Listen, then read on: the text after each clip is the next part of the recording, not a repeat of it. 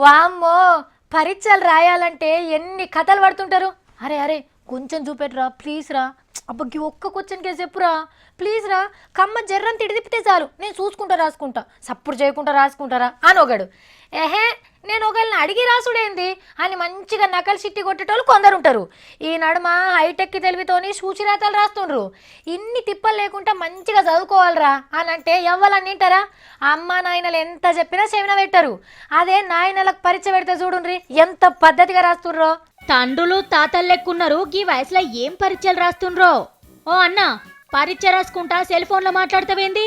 అట్లా నకల్ షిట్టీలు కొట్టొద్దు. పిల్లగాడు దగ్గరుండి నాయనతోని పరీక్ష రాపిస్తున్నాడు.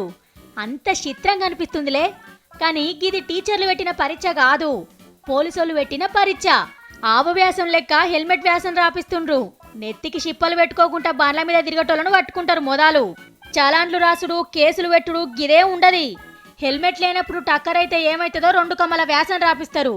మహారాష్ట్రలా నాసిక్ పోలీసులు చేసిన ఉత్తమ ఐడియా ఇది. షిప్ప లేకుంటే ఏమైతుందో రాస్తేనన్నా వాళ్ళకు సోయొస్తుందని ఉపాయం చేసిండ్రట.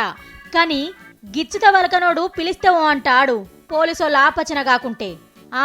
గిట్లనే పెగ్గేసి బండెక్కినోళ్ళకు కూడా పరీక్షలు పెడితిరా అంటే పొయ్యిలకు ఓయిలు నింపేస్తారు రిమ్మ మీద.